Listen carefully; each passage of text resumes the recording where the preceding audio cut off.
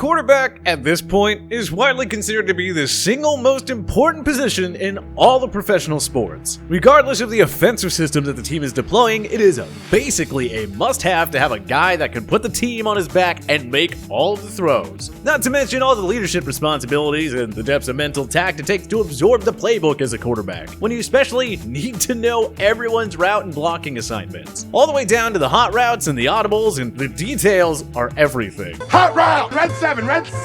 John! What? Red 7! I don't know what Red 7 means. Hot route!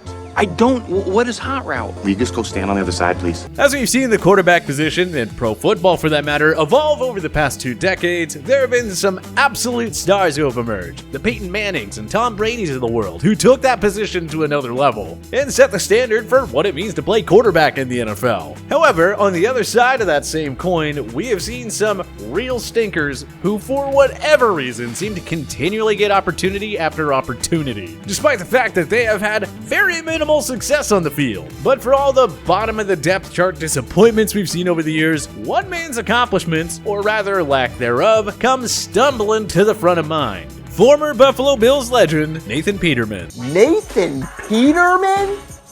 Who the hell is that? The man of 5 interceptions and 1/2 fame. Peterman, who hasn't seen action in a regular season game since 2018, is now a member of the Las Vegas Raiders, where he stands little chance of earning any substantial playing time in 2020. Unless John Gruden decides to John Gruden things and throw caution to the wind with Peterman after one too many Derek Carr interceptions. After all, he is one of the more erratic head coaches in the league. But I digress, because while Peterman's career stat line is ugly, having thrown 12 interceptions to just 3 touchdowns over his 8 appearances, there are some guys who have set the bar pretty high when it comes to being a long-standing failure at quarterback in the NFL. So let's take a more granular look at the finer details of Peterman's inadequacies and take a trip down memory lane to remember some of his peers, to see if old Nathan is really the worst quarterback of all time. Everyone remembers Peterman for his epic performance during Week 11 of the 2017 season against the Los Angeles Chargers, after a somewhat controversial decision by the Bills coaching staff to bench starting quarterback Tyrod Taylor in favor of their 5th-round pick in the 2017 draft. Peterman found himself leading the 5-4 Bills up against a 3-6 Chargers team. Expectations were low for the Pittsburgh product. Like I said, he was a 5th-round pick, and no one really knew what to expect from him. Sure, he had some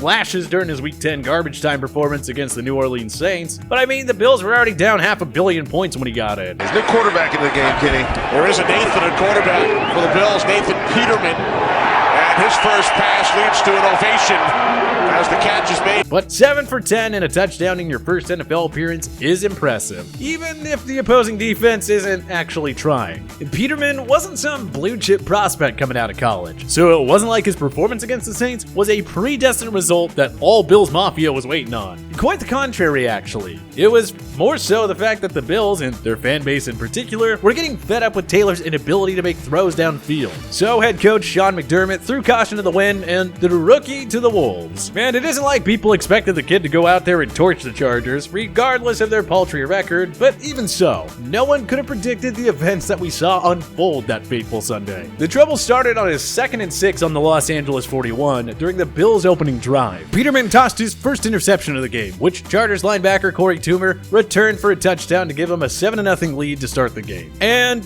it only got worse from there. 3 interceptions in the first quarter, 5 by the end of the half. That gain good for 19 yards. And that's the 5th interception today thrown by Peterman.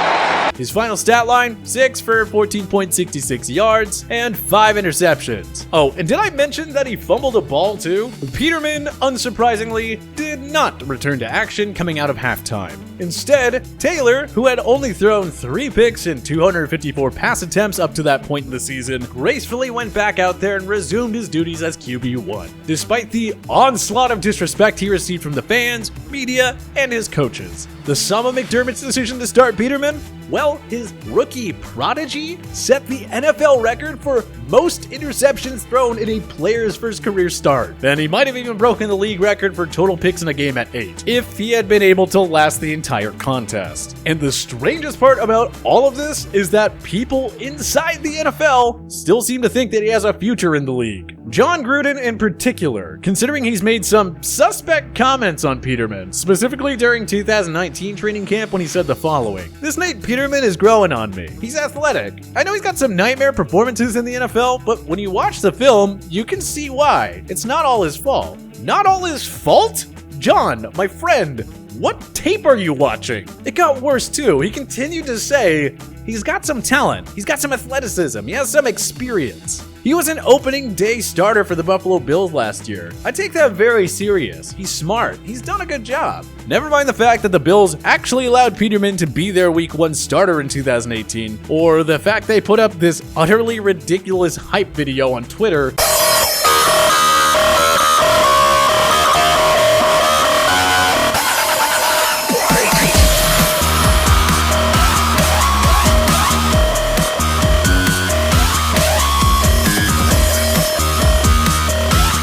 Gonna go to the end zone again. Touchdown!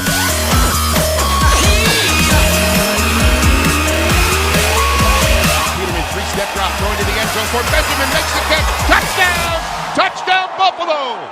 To suggest that Peterman's 2 starts in 2018, during which he threw 7 interceptions and completed 54.3% of his passes, is some sort of proof that he has a future in the NFL is downright crazy. But the truth is, I think he will. I think that we have most definitely not seen the end of Nathan Peterman in the NFL. Because if you look at some of his predecessors who got off to terrible starts in the league, they continue to get opportunity after opportunity. Take Heath Schuler, for example. He was the SEC Player of the Year coming out of Tennessee when he entered the 1993 NFL Draft. Washington took him number 3 overall and signed him to a 7-year deal straight off the bat. They simply decided he was their guy, the franchise quarterback in the nation's capital. And because they used such a high draft pick on him, they wanted to see him in action right away. So Schuler was named the team's starter heading into the season. To say that he failed to live up to the hype would be an understatement of epic proportions. He started his career with a 1-7 record, and within 2 seasons he was usurped by Gus Frerotte, a 7th round pick. All of these failures did not stop Schuler from getting another chance with the New Orleans Saints and an invitation to the Raiders camp in 1999. But his next 2 stops, if you want to call them that, did not go particularly well either. He finished his career with a QB rating of 54.3, having thrown 15 touchdowns to 33 interceptions. Then there were guys like Kim McQuilkin, who played for Atlanta and Washington during the 1970s and the 1980s, who lasted even longer than Schuler in the league. In McQuilkin's case, it was particularly surprising that he had such longevity, because as a D2 recruit, he lacked the pedigree that typically affords underperforming signal callers staying power in the league. The former Division II All-American at Lehigh did not see his success translate to the next level. And statistically, he has been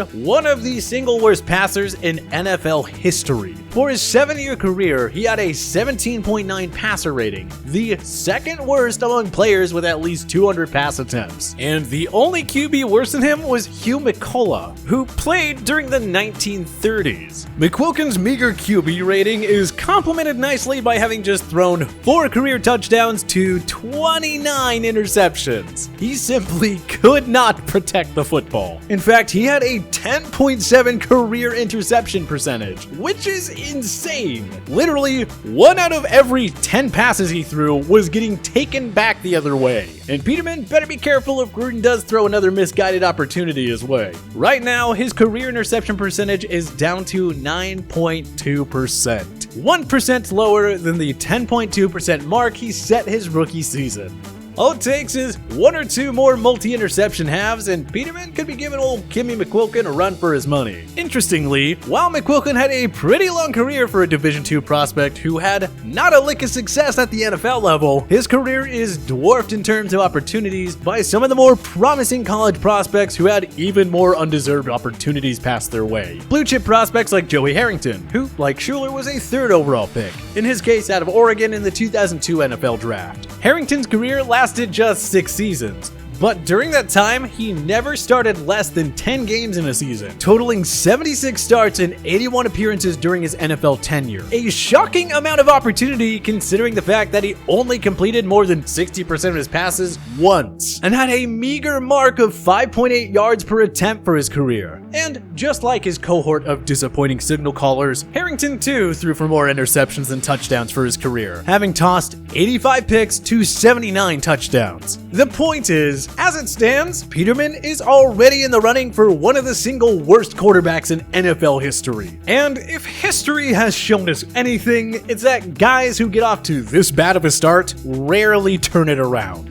Meaning, we may have some more epic Peter performances to get a chuckle out of in the next few seasons, provided he lucks into another opportunity to play. And who knows, if he tanks it bad enough, at the end of the day, Peterman might stand alone as the worst quarterback the league has ever seen. Who do you think is the worst quarterback ever? Join us in the comment section below. If you like this video and learned a thing or two, clicking the like button helps out a ton, and hey, we appreciate it. If this is your first time coming around to TPS though, subscribing is a great idea because we put out videos like this every single day. But as always, thank you for watching, and we'll see you guys next time.